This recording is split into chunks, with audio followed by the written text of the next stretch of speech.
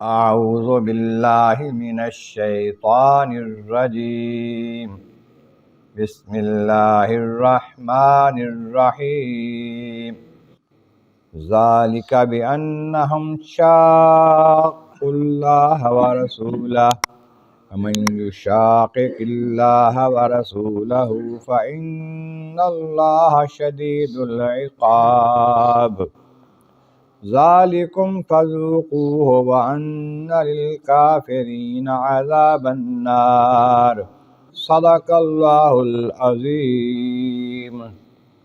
حمد و ثناء رب کریم اور درود و سلام بر سید خیر الانام کے بعد سورۃ الانفال کی آیت نمبر 13 اور 14 تلاوت کی گئی ہے، جو 9ویں پارے کے 16ویں رکوع میں ہے۔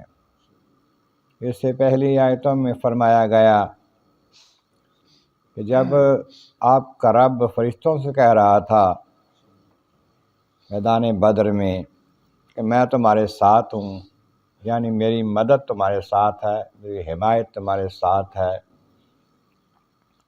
تو تم مسلمانوں کے دلوں کو مضبوط کرو، ان کا حوصلہ بڑھاؤ، ان کا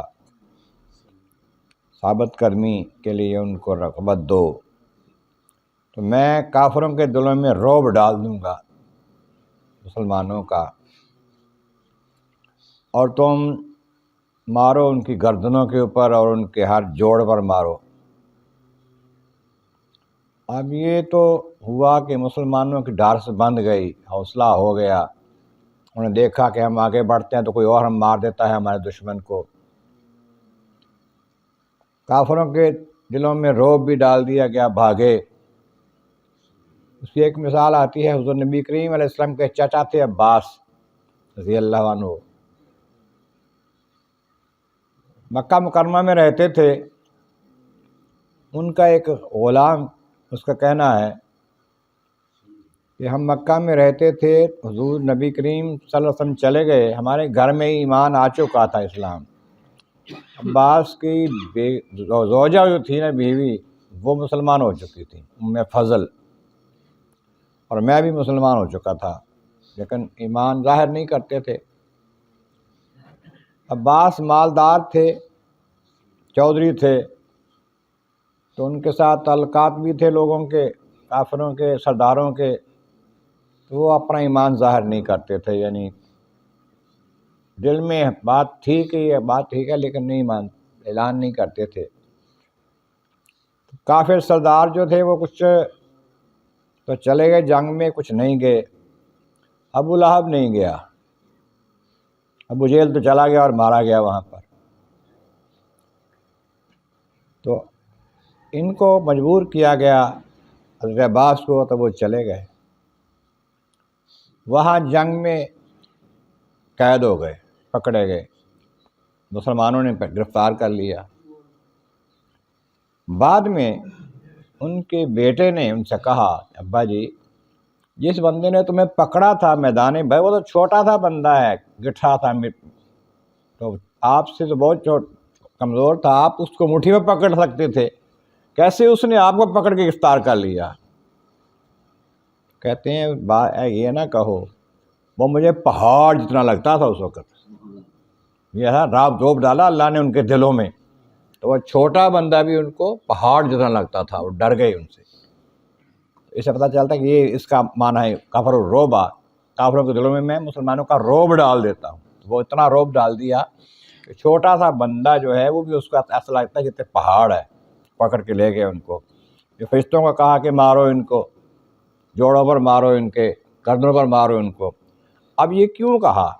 اگلی آیت میں آتا ہے ذالکہ، یہ اس لیے کہ انہم شاقوا اللہ ورسولہ، وہ اللہ اور اس کے رسول کی مخالفت کرتے تھے، دشمنی کرتے تھے، مخالفت کرتے تھے، ان کے خلاف میدان جنگ میں بھی آئے، لوگوں کو بھی روکا، اسلام لانے والوں کو بھی مارا۔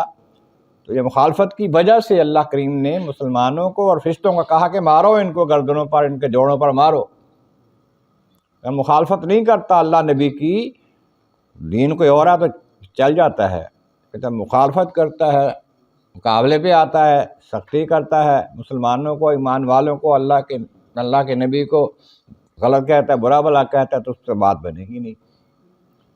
من یشاقق اللہ ورسولہ، جو کہ اللہ اس کے رسول کی مخالفت کرتا ہے، دشمنی کرتا ہے، مقابلہ کرتا ہے، فإن اللہ شدید العقاب، اللہ تعالیٰ اس کے لیے سخت عذاب دینے والا ہے۔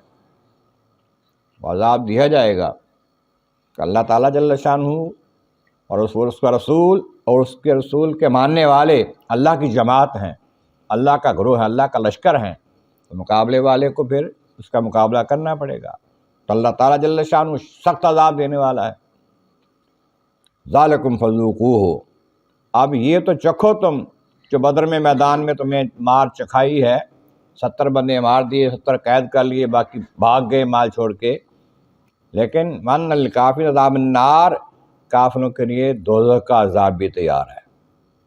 اب دوزخ کا عذاب جو ہے کہ اس کے مقابلے میں بہت زیادہ اور مستقل ہے، ہمیشہ کے لیے ہے، کئی قسم کے عذاب اس میں ہیں۔